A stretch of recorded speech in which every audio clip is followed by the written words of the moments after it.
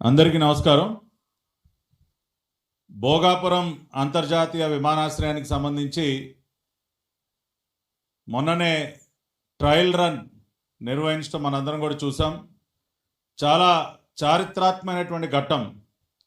ఉత్తరాంధ్ర ప్రాంతానికి ఎన్నో రకాలుగా మేలు చేసేటటువంటి ఒక ప్రపంచ స్థాయి అంతర్జాతీయ విమానాశ్రయ నిర్మాణం దాదాపుగా పూర్తిగా వస్తూ ఉంది. ట్రయల్ రన్ కూడా మొన్న దిగ్విజయంగా కేంద్ర పౌర విమానయాన శాఖ మంత్రి రామ్మోహన్ నాయుడు గారి సారథ్యంలో ట్రయల్ రన్ కూడా పూర్తి చేసుకున్నాం. రేపు జూన్ మాసంలో గౌరవ ప్రధానమంత్రి నరేంద్ర మోడీ గారు, గౌరవ ముఖ్యమంత్రి వర్యులు నారా చంద్రబాబు నాయుడు గారుల సారథ్యంలో విమానాశ్రయాన్ని ప్రారంభింపజేసుకోబోతున్నాం. ఇటువంటి తరుణంలో రాష్ట్రంలో ఉన్నటువంటి ప్రతిపక్ష పార్టీ వైఎస్ఆర్ కాంగ్రెస్ పార్టీ మామూలుగానే తమ పాత్ర ఏమీ లేకపోయినా, తమ కాంట్రిబ్యూషన్ ఏమీ లేకపోయినా అంతా మేమే చేశామని చెప్పి అన్నీ తమ ఖాతాలోకి జమ చేసుకునేటటువంటి పరిస్థితి మనం చూస్తూ ఉన్నాం. గత సంవత్సరాల కాలంగా రాష్ట్రంలో ఏ మంచి చేసినా కూడా అన్నీ మేమే చేసాం, అవన్నీ ఆ క్రెడిట్ అంతా కూడా తమకే దక్కుతుందని చెప్పి నిస్సిగ్గుగా, వారి పాత్ర ఏమీ లేకపోయినా సరే నిస్సిగ్గుగా ఇవాళ వాళ్ళ మాటలు మాట్లాడుతూ ఉన్నారు. భోగాపురం అంతర్జాతీయ విమానాశ్రయం ఏదైతే అల్లూరి సీతారామరాజు గారి పేరుతో అల్లూరి సీతారామరాజు ఇంటర్నేషనల్ ఎయిర్పోర్ట్గా రేపు జూన్లో ప్రారంభింపబడుతున్నటువంటి భోగాపురం అంతర్జాతీయ విమానాశ్రయానికి సంబంధించినటువంటి వాస్తవాలు, ఎవరు దానికి అంకురార్పణ చేశారు, ఎవరి యొక్క కృషి వల్ల ఈ రోజున భోగాపురం విమానాశ్రయం యొక్క కళ సాకారం అవుతా ఉంది, నిర్మాణం పూర్తిగా వస్తూ ఉంది అన్నదానికి సంబంధించి ఒక్కసారి మనం వాస్తవాల్లో కనుక వెళ్ళినట్లయితే, ఇది ఫిబ్రవరి 2015లో ఆనాడు వచ్చినటువంటి వార్త. ఏదైతే మరి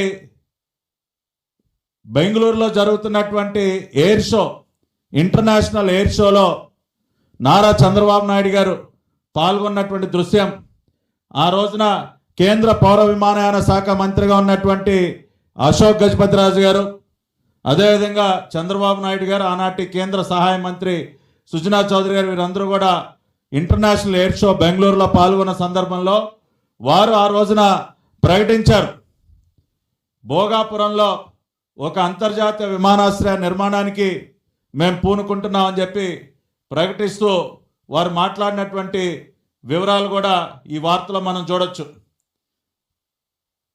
ఇదిగోండి, భోగాపురం వద్ద హైదరాబాద్కి మించిన విమానాశ్రయాన్ని నిర్మించనున్నాం అని చంద్రబాబు నాయుడు గారు ప్రకటిస్తూ వైమానిక పరిశ్రమలకు ఎర్రతివాచి పరుస్తూ ఆ రోజున బెంగళూరులో వారు మాట్లాడినటువంటి మాటలు. ఫిబ్రవరి 20, 2015 నారా చంద్రబాబు నాయుడు గారు ఇంటర్నేషనల్ ఎయిర్ షో బెంగళూరులో వారు ప్రకటించినటువంటి విషయాన్ని, ఆ రోజు వచ్చినటువంటి వార్తను కూడా ఇక్కడ మీకు చూపిస్తూ ఉన్నాం. అంటే ఈ యొక్క ఆలోచనకి శ్రీకారం చుట్టింది నారా చంద్రబాబు నాయుడు గారు. రాష్ట్రానికి ఒక అంతర్జాతీయ విమానాశ్రయం అవసరం, ఉత్తరాంధ్ర ప్రాంతంలో ఈ విమానాశ్రయ నిర్మాణం జరగాలి, విశాఖపట్నం విమానాశ్రయానికి కొన్ని పరిమితులు ఉన్నాయి కాబట్టి మనం ఆల్టర్నేటివ్గా ఒక ఇంటర్నేషనల్ ఎయిర్పోర్ట్ నిర్మించుకోవాలని తలపెట్టి వారు ఇంటర్నేషనల్ ఎయిర్ షో బెంగళూరులో మరి దాన్ని ప్రకటించారు.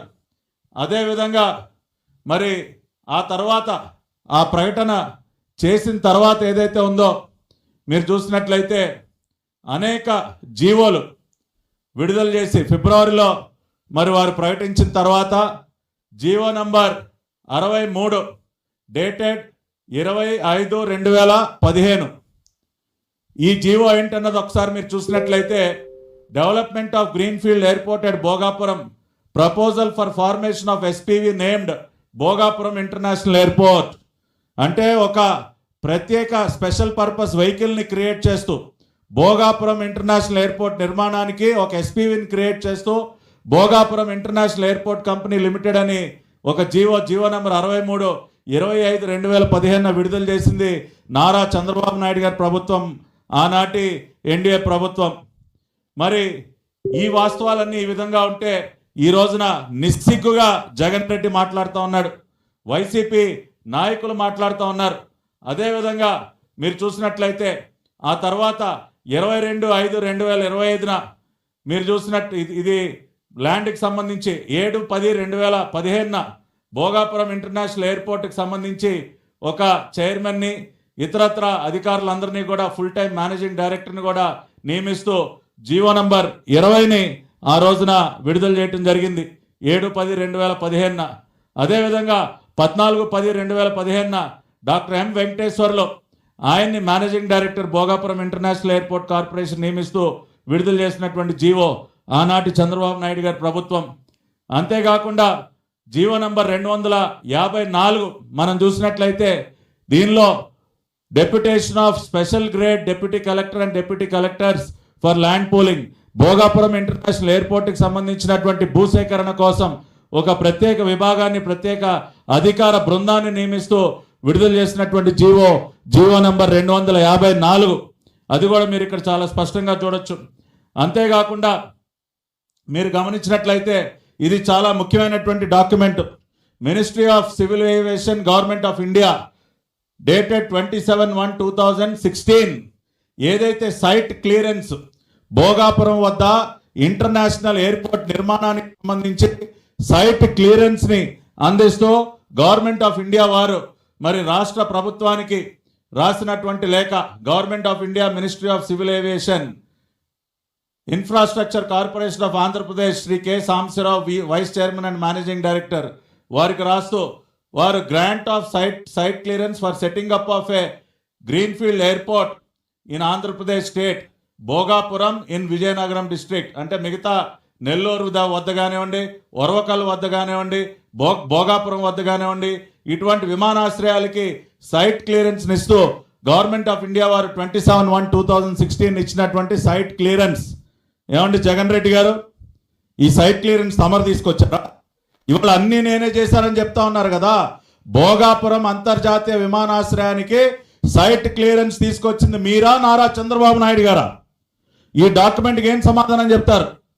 27 జనవరి 2016 భోగాపురం అంతర్జాతీయ విమానాశ్రయానికి సైట్ క్లియరెన్స్ తీసుకొచ్చినటువంటి ఘనత నారా చంద్రబాబు నాయుడు గారికి దక్కుతుందంటానికి ఈ డాక్యుమెంట్ కంటే ఇంకా మీకు ఏం కావాలో ఒకసారి ఆలోచించాలి. రాష్ట్ర ప్రజలందరూ కూడా అర్థం చేసుకోవాలి.